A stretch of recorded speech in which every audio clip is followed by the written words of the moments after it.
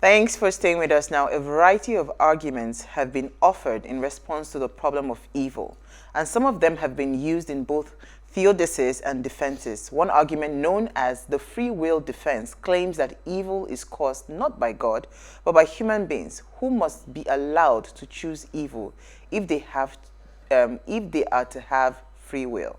This response presupposes that humans are indeed free, and it fails to reckon with natural evil except insofar as the latter is increased by human factors such as greed or thoughtlessness. Now, how does one make sense of how profoundly evil acts, such as genocide, the mass murder of school children, sexual abuse, and animal cruelty, and much more? One way of understanding these profoundly evil acts is that some acquired pathology interferes with the individual's understanding of the choices. One still possesses free will, but one's ability to differentiate good from evil is diseased. At the risk of falling into simplistic mechanism or validating the deeply disturbed rationale given by politicians for why someone murders students in their school, this understanding views evil as resulting from a defect in the individual's ability to evaluate good and evil. This pathology results in a lack of empathy and a defective conscience. It is not purely psychological, spiritual, or physical, but affects all three aspects of human. So what's your thought, or what's your definition, rather, of evil, and how do you think it has globally impacted humanity? And please let us hear what you have to say. Remember, you can join the conversation. Send us an SMS or WhatsApp to 081-803-84663. Mani, what do you think? How do you think evil has impacted humanity? So for me, it's a very broad subject. I would need to first look at the concept and meaning of evil, then in relation to humanity, then how it has globally impacted humanity. So for me, evil is defined by what it is not. You know, it's the opposite or absence of good. Yeah, so whenever you look at any act, you can tell if it's evil. And this evil that we talk about now, it goes back to the Garden of Eden. The Bible tells us in Genesis that God put a tree of the knowledge of good and evil. So there is good and there's evil. And if we see that before Satan was thrown out of heaven, he was first good. That means we all have in us both the ability to do good and evil. Yes, that's what I think. I will leave it there. Our guest today is no stranger to the show. Olakunle Soriyan is a polymath, iconoclast, catalytic thought leader, keynote speaker whose expression spans across the globe as he continues to influence and shape cultures globally. And we're so honored to be having him tonight on Ways. Thank you so much. And he's joined us via Zoom tonight. Thank you, Olakunle Soriyan, for joining us. Thank you so much. It's a blessing to be here again. You know, PK, when I was looking at this topic, I said there's only one human being in this world, that can help us understand our reality and find clarity in some things that we cannot explain. And evil is one big subject that I think over the years we've so struggled to take away evil from within us. And evil is not going anywhere. Evil is here to stay, right? And so when I saw something that you had posted about evil being a tool, I said, okay, how can we just, it's already here. I mean, if we go by our quote of today that says, just as bees produce honey, humans produce evil, right? It tells me that we do not have a choice. It's in our nature. As Mani has said, everybody has the capacity for both good and evil in them. So how do we, leverage on the fact that evil is here, and how can we leverage on that evil and use it as a tool to impact humanity in a positive way? I don't know. You're the only one that can find that solution. So we have to bring you on set today. Thank you so much. I do agree with Mani when she said, evil is defined by what it is not.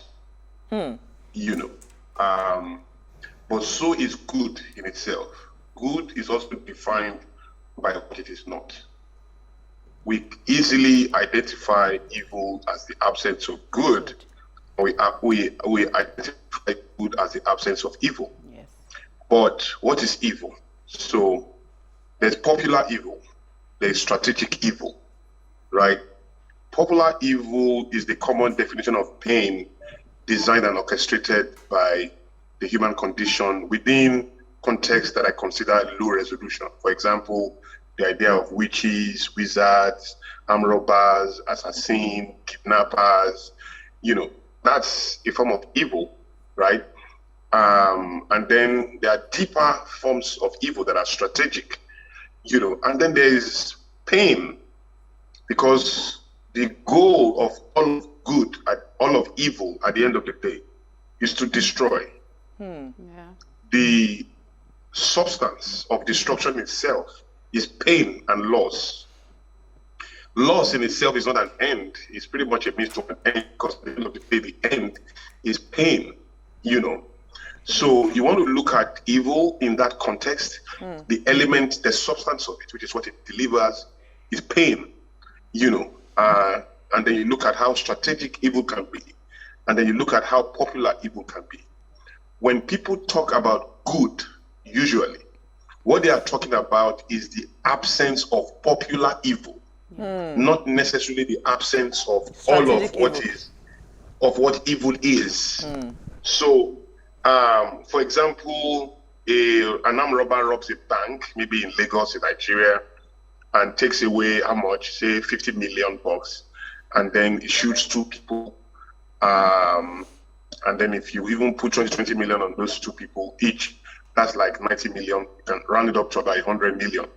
That pretty much seems like the damage value. And that is not to say the human life is worth that. But if you have to release ourselves to the boundaries of compensation, you say, okay, if you lose a human life, say $20 million as compensation. Makes sense.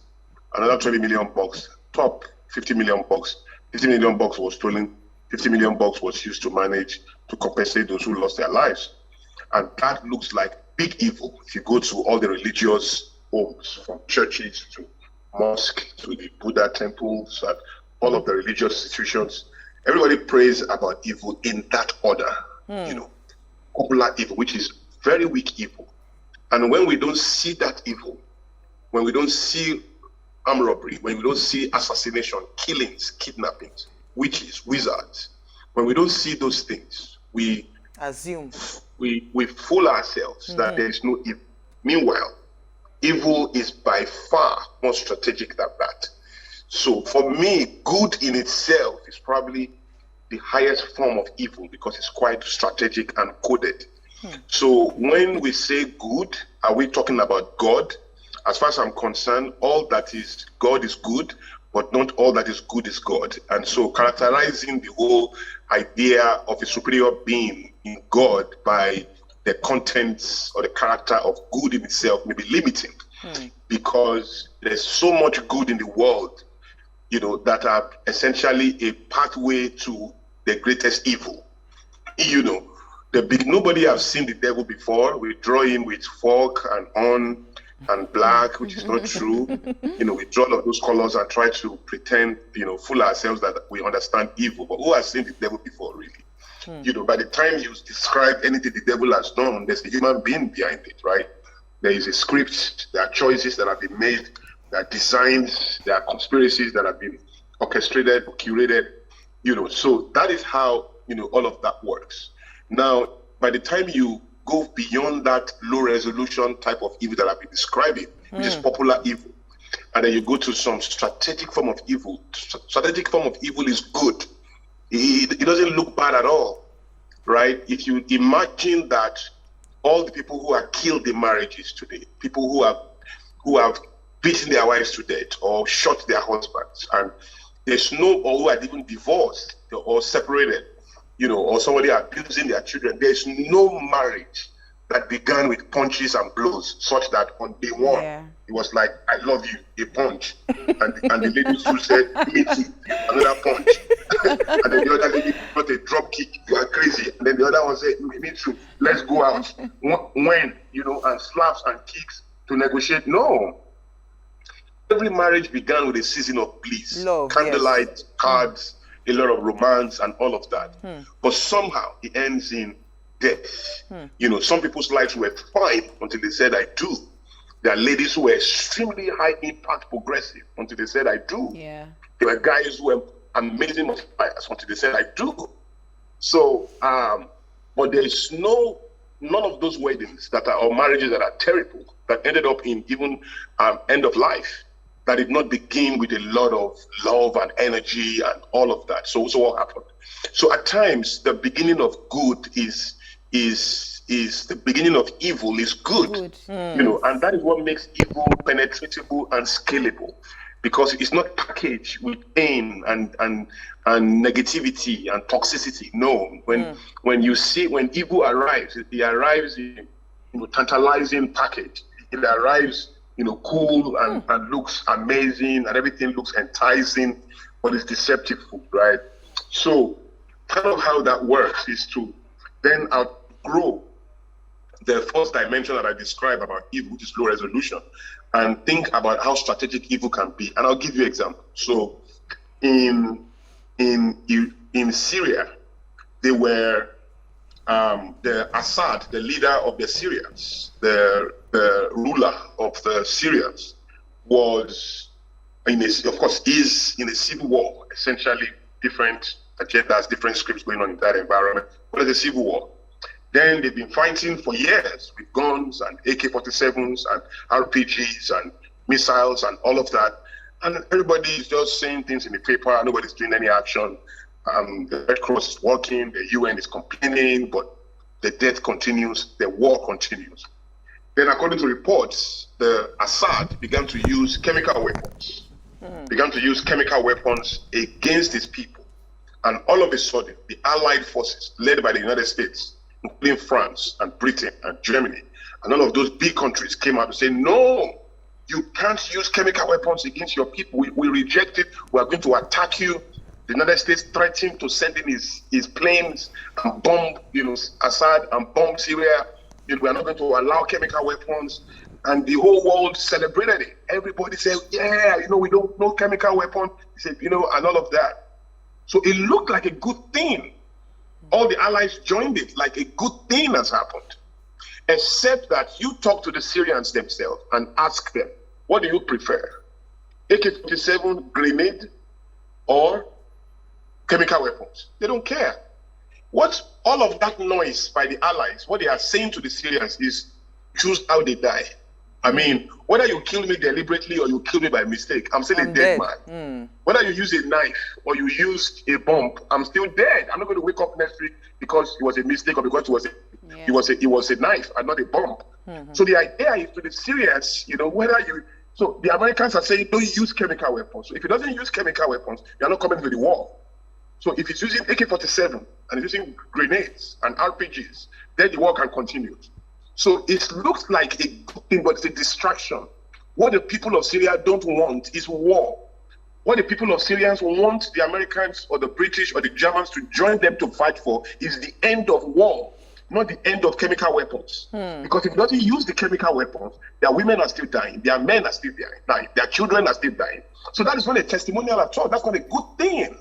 So, but maybe the Americans and the allies have their agenda to what chemical weapon really represented. And so they are fighting that small Assad should not be using chemical weapons for a higher agenda, masquerading as care for the Syrians. But that looks great. Maybe that's complex. So let me come to Nigeria. So you have a Boko Haram band, and you have Boko Haram bombing everywhere and kidnapping people and doing all kinds of nonsense, and they were getting away with it. All of a sudden, they kidnapped girls. They kidnapped girls at a time when there was a Democratic president in the United States where, the left in quote, was, not that I'm one, or I'm not, but the left, had, there are a lot of budgets for girls, a lot of budget for women, and all of that was going on. Then Boko Haram kidnapped girls. And then from nowhere, everyone, from the wife of the president of the United States, Michelle Obama, to the biggest stars in Hollywood, to the biggest voices in the media, in entertainment, in politics, in education, everywhere, started shouting, bring back our girls, bring back our girls. And please, I am not in any way trying to minimize the pain of the mothers in that situation or the families in need or even of the girls themselves. I'm not. I'm just saying Boko Haram has been there for a long time. Sure. Boys have been kidnapped. Men have been kidnapped. Girls, women, they've been doing all kinds of things. Then strategically, they kidnap these girls intentionally and then to generate a type of attention. And then all of a sudden, they got that attention. Boko Haram scaled all over the world.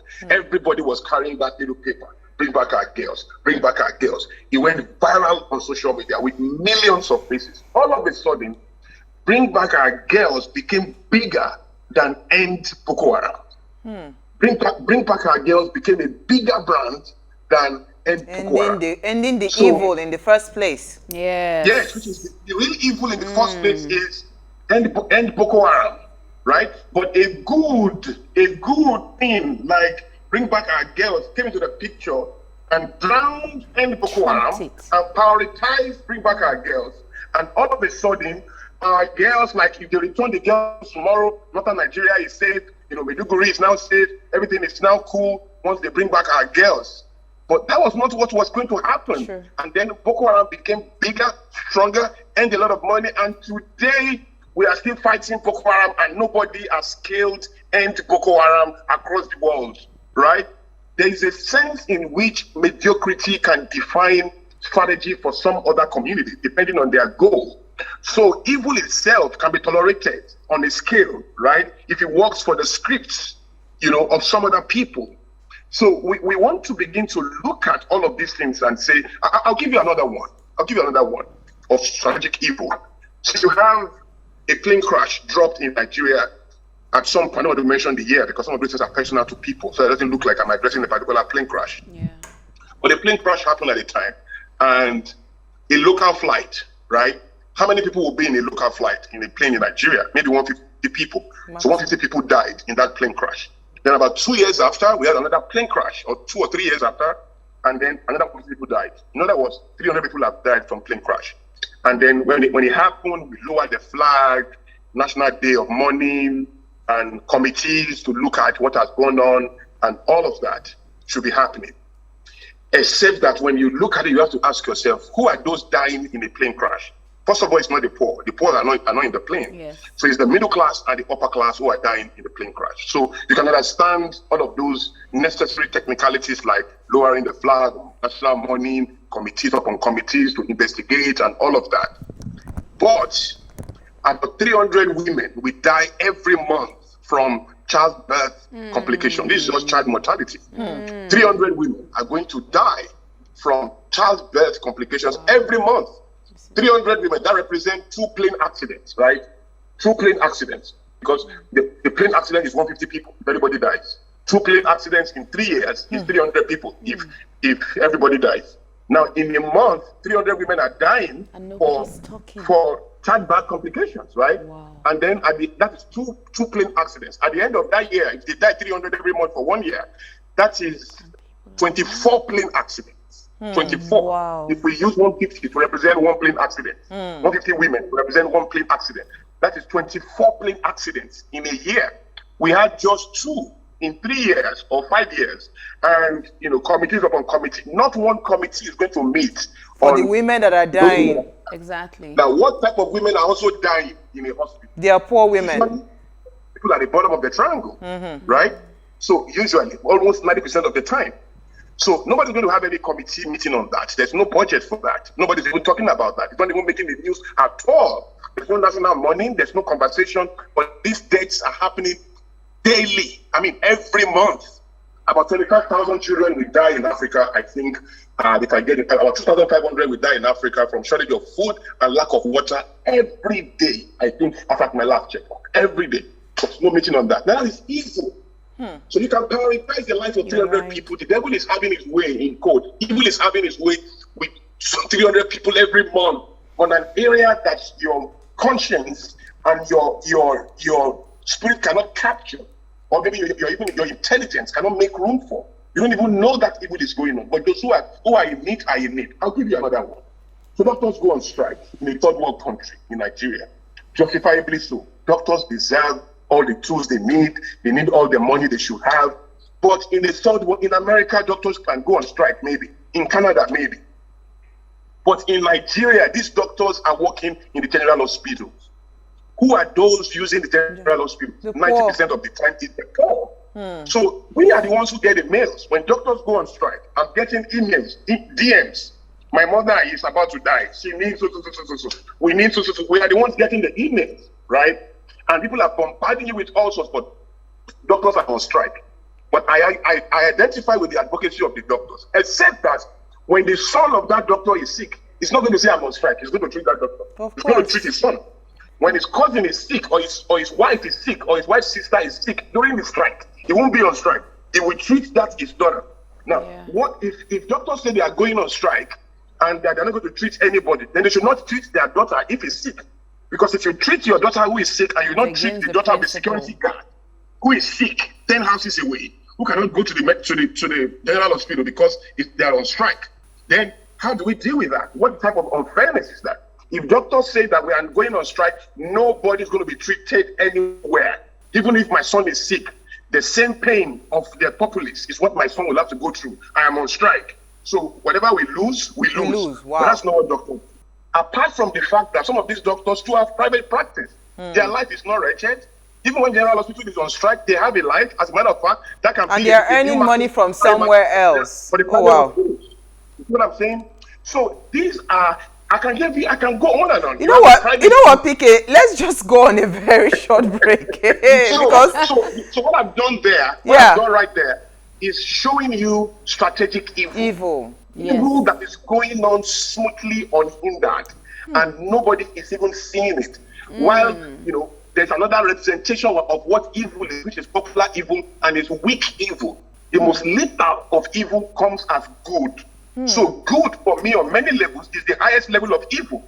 So in the ascension of virtue, I would say you have worse, maybe you have bad, maybe you have worse, then maybe you have evil, then maybe you have good. The good for me is at the highest level because the greatest crime in the world are committed in the name of good. Yes.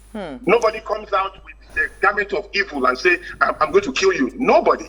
The rapist does not come with knife and say, I'm a rapist. No, it doesn't appear like that. Everybody comes smoothly, talking nice with all kinds of things, and then evil is happening. The other picture, I mentioned three, the third dimension of that is to put pain in perspective.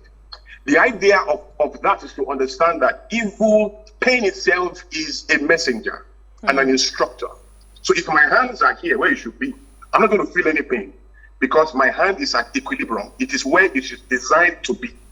But if I bring my hands here and I leave it here, my two hands here and I leave them here, for a while, I will not feel any pain.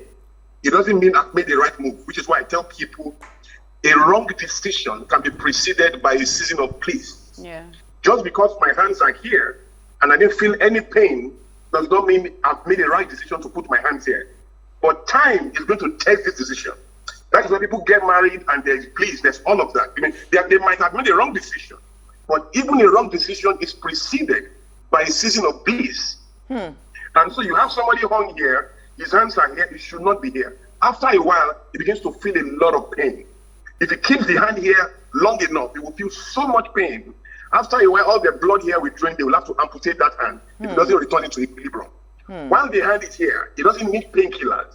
If it takes painkillers and pain relievers, it's just for a while. He will suffer a lapse again. Because what is wrong is not that he's feeling pain. The pain is a signal to a bigger thing. The pain is telling you make adjustments. Shift. Your hands are supposed to be where it should be. So whether it's financial pain or business pain or relationship pain or marital pain or whatever the pain is, that pain is God's voice saying make adjustment. And guess what? The moment you return your hands back to equilibrium, do you cease feeling pain? No. There is a residue from the season of wrong positioning. You still feel pain when you bring it down. But gradually eases off. Yes, but that pain doesn't mean you have done the right thing, but you are still feeling pain. But if you leave it there and keep it in the right place long enough, the pain will gradually subside. Yeah. And before you know what is happening, you don't feel anything again, right? Which also means that, your circumstance cannot define the veracity or the credibility of your decision, or validate your experiences, or invalidate them. So you need something deeper. But bottom line is, the moment you return your hands to equilibrium, in time, every pain will disappear. Absolutely. So when you look at it from that angle, pain in itself is an instructor. And if the largest goal of evil is to multiply pain, right, and create loss, then we have to see that, therefore, as instrumental, or instrumentative, or instructive. So what you then have is, if you go back to history, whether it's the First World War, whether it's the Second World War, whether it's appetite, whether it is slave trade, whether it's colonialism, we can choose to continue to look at the pain that emanated from those experiences, or we can graduate and make the choice between being pitiful or being powerful. The moment you choose to be pitiful, then you will recognize the pain that came out of those experiences. The moment you choose to be powerful, you begin to take a helicopter view over the whole picture and begin to see the silver lining of that experience. Because at the end of the day, you don't outgrow crisis. You don't outgrow pain. You learn to deal with it. You learn to fight crisis. You don't outgrow problems. You learn to solve them. Nobody outgrows any form of conflict or any form of crisis in your life. You learn to deal with crisis. You learn to fight, right? True. So you are not going to get so wise and so smart that you don't experience evil again. You are going to get so wise and mature that you learn to put evil in perspective and engage it. This is what I say. Okay. PK. Are weak. Okay. PK, you know what? I just need you to take a chill pill. Just drink a glass of water. Okay. Let's go on a break. Manny has not even thrown in any question. And I have a question for you, We'll be right back.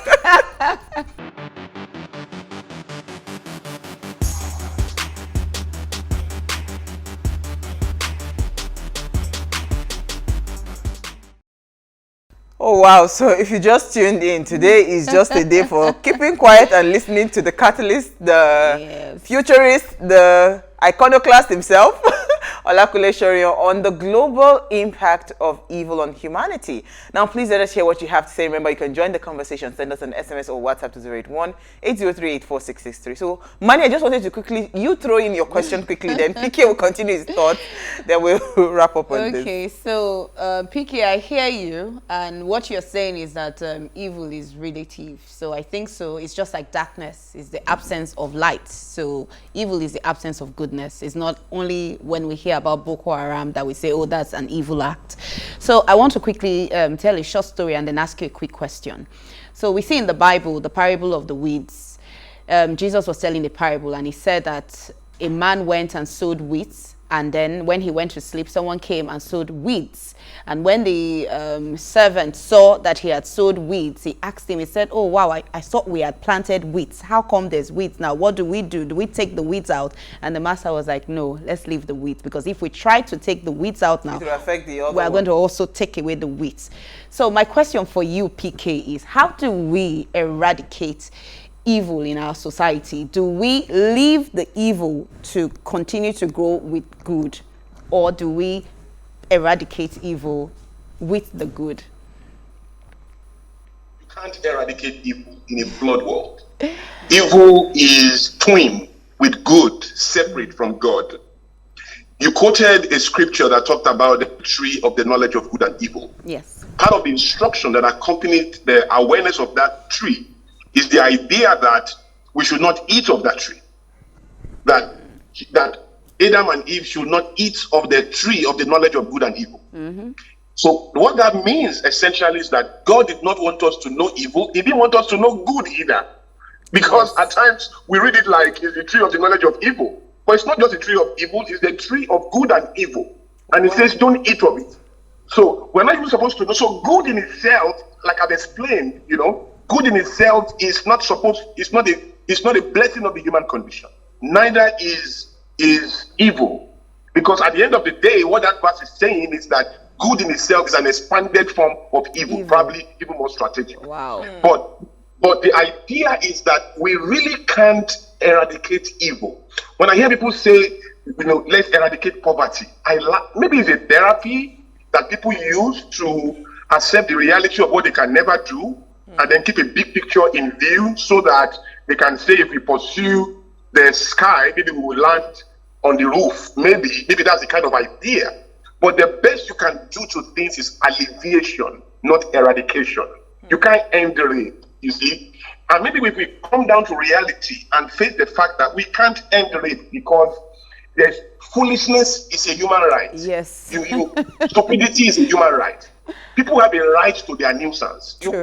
You can suggest all you want. I can choose to go to jail. There's nothing you can do. If I say I'm going to jail, there's nothing you can do, right? God cannot stop anyone from going to hell. If I tell God now, God, I'm not going to heaven, there's nothing he can do. True. Because I have my free will. So God cannot force me to go to heaven. Otherwise, he's not a fair and just God anymore. True. To be just, he must respect my right to go to heaven and my right not to, if I choose not to.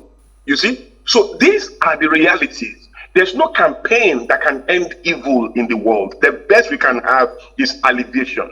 And if that is true, then how do we relate it with evil? We have to engage it.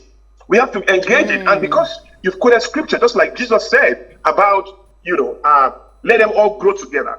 Because what is the characterization for good? What is the terms of reference for identifying good if there's no evil? How do you characterize fake if there's no original? And how do you know the original if there's no fake? So in a flawed world, whether you like it or not, evil must exist, right? And if you go deeper into the Bible, for example, you ask yourself, also, if God had killed the devil in the Garden of Eden after he messed up, after he tempted Adam and Eve, who's going to kill Jesus later? Because if Jesus came to is it Gabriel that will kill Jesus? He has to be evil that can do that. True. So let me also say this. The one who breaks the order of peace through evil must also be on ground to organize his restoration. Power dynamics dictate so. I will take it again. The one who breaks the order of peace through evil must also be on ground to organize his restoration. So the one who threw Adam and Eve and the whole world into that negative process is the one that still came to organize the redemption, right? In the same way, look at slave trade. Who started it? In that sense that we know it, the white man. Who ended it? The white man by himself. Who started colonialism? The white man. Who ended it? The white man. I don't mean the white man of today, the white man of that time, right? Did that. Military rule in Nigeria or across Africa. Who ended it? The military themselves in civilian clothing, right? Apartheid in South Africa. It's not ANC that ended it. ANC pressurized for a long time, but the white people in South Africa themselves have to begin to face the reality that a minority is only a matter of time before he loses his own place to the majority. If we organize the ascension of the majority by ourselves, then maybe we can have a stake in his own kingdom. That is how it works, right? So power dynamics dictate so. So in a flawed world, we have to understand how to manage evil, right? And then the moment you understand that, even for Christians, the Bible said, I prepare a table before you in the presence of your enemies, so not away from them. To be there. Not behind them. A table for you in the presence. Yes. So you cannot sit on the same table with evil and dine and talk and have conversation without losing your core and sitting on your spine. You are still small. And I tell people, when you form a political party of good people in a diverse world of good and evil, you are unserious, or you are naive, or you are chronically ignorant. When you understand the weight of diversity and you cannot control the irrationality of the human condition, then whatever you are organizing must factor in the irrationality of people, which includes the embracing of evil. Yes. So how do you relate with them? So a party of good people is silly. So by the time you come together, you want to begin to walk through the world and know that the world is constituted, of both good and evil. And so how do you work with everybody? In fact, the way I put it is, if your wisdom and your intelligence cannot be inspiring enough for evil to find inspiring, to defer to it, then you are still probably not as wise as you think. If you can mentor evil and give it direction, then you stand no chance. I like that.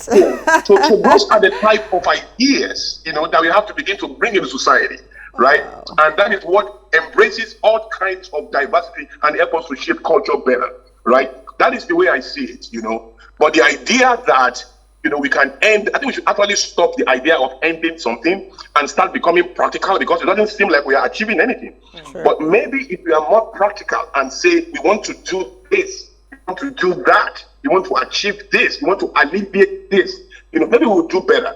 But I do understand that at times it's better to set a goal you cannot achieve, and then you can land somewhere in an achievement that still works for your own peace. Maybe that's what people say, let's end this, let's end poverty. Wow. But evil for war cannot be ended.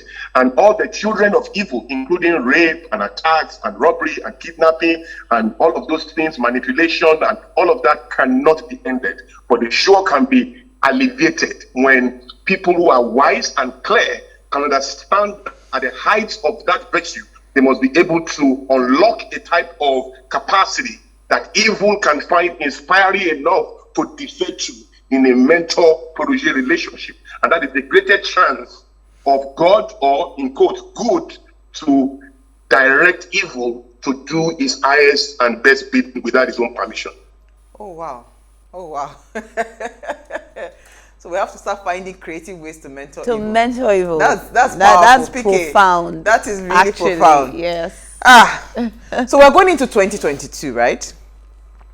If you had something to say to people, because, the reason we talked about the impact of evil on humanity is for people to understand that there are certain things. And I love what you said. It is madness for you to think you can eradicate certain things. Yes. And that was why the very first question that I asked was that, how do we leverage? How do we live with this thing? How do we, amidst all the things that are going on, how do we stand tall? And I love the direction you've said about mentorship and leadership. That strategic evil, a lot of us do not pay attention to that. And that is the one that is actually the biggest problem that we have, or the biggest killer that we have today. But a lot of us do not pay attention to that. So as we navigate into 2022, young people watching, old people watching, and all of that, because everybody is looking forward to 2023. Elections, Nigeria, they just feel like one evil man will be removed, another good man will be put into place. But that, from what you've said, definitely stupidity for us to think that way. So how do we move forward? How do we navigate? How do we start to think? Mentorship, mentoring, and bringing up superior wisdom when it comes to dealing with the subject of evil. So part of what we must understand as a society. And PK, it has to be in 4 minutes. Okay, so first of all, as a society, we are very spiritual. We're a very spiritual society, and so very religious. But religion is not spirituality. And at the height of spirituality, it has to breed connectedness. So the more spiritual you become, the more relatable you become. Yeah. When you get so spiritual, you are so relatable. When you become so spiritual and people cannot relate with you and you cannot connect, you are not spiritual, you are a spiritist, of some sort. So part of the idea, therefore, is just for us to begin to accept our reality. The reality is evil is part of our life. Even in good people, the potential for evil on a grand scale exists. Yes. Depending on the pressure of their life, right? But that's a symposium discussion. We don't have time to break that down.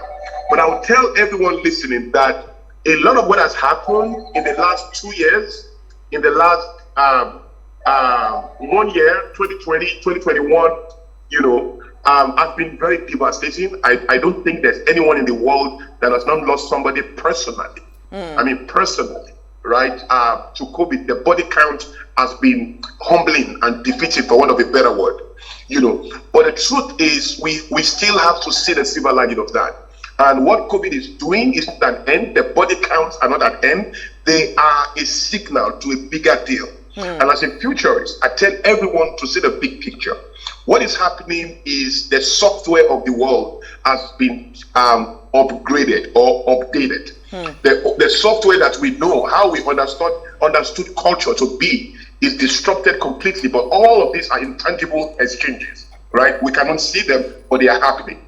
So part of that is people need to know that as we move into the future, we're going to see more of 3 things. 4, really. But 3 key for everyone listening to me right now. The first one is the rise and fading of, the the fading of voices and powers as we know it. The fading of voices and power. Now, I didn't just begin to say this. I've been saying this for a while, since 2018, and I started saying this very strongly since April 2020, the pandemic, that we are going to see the fading of powers and voices as we know it. We are going to see the rise of powers and voices as we are yet to know. Yes. We are going to see the rise of underdogs, and of course, we're going to see the rise of faith and spirituality and the end of religion. But that in itself is instructive, right? And so people want to begin to position and begin to understand what I've said time and again. The future is 30. If you add 30 years to anybody living today, everybody living today, full-blown adults. If you were 1 today, you'll be 31. If you were 5, you'll be 35. If you are 10, you'll be 40. If you are 20, you'll be 50. If you are 30, you'll be 60. If you are 40, you'll be 70. If you are 50, you'll be 80. If you are 60, you'll be 90. If you are 70, you probably will be dead. Right? So in the next 30 years, anybody at 60 and above will be at the departure lounge of life, ready to take their life, whether we like it or not. Yeah. Right? The same thing goes to the guys who are 50 today, 30 to 59. These guys are just like we ran out of time. Oh wow. Oh wow. Oh. The idea bottom line is that we need to stay conscious. Absolutely. We need to be aware, and we need to stay in position for the greatness that is ahead of us in spite of the pain. All of this pain is giving back to a season of great strength and capacity for the human condition, and we should be part of it. Fantastic. Thank you so much. We had to bring PK as our final guest for our live episode for the year, because this is the final episode for live episode for the year. We're going to resume, but we have special episodes that we're going to be airing from Monday for you. So thank you so much, PK. Thank you. This has been an impactful conversation. Thank you, Manny. I think we had a fantastic conversation. Now, before we go, do ensure you follow us on Instagrams at PlusTvAfrica. You can interact with us further, drop a comment, and we have started a giveaway to say thank you to you for believing in the waistband and following the conversation. So do well to follow us now. Is at PlusTvAfrica. Like, share, invite your families and friends to follow the conversation. Now, if you missed today's quote, here it is again. I mean, the quote is so apt. It says, "Man produces evil as bees produce honey." It's as simple as that. So again, we say you would see us on Monday for our special episodes that would start running come Monday. Thank you so much, and I wish you a Merry Christmas and a Happy New Year. Enjoy.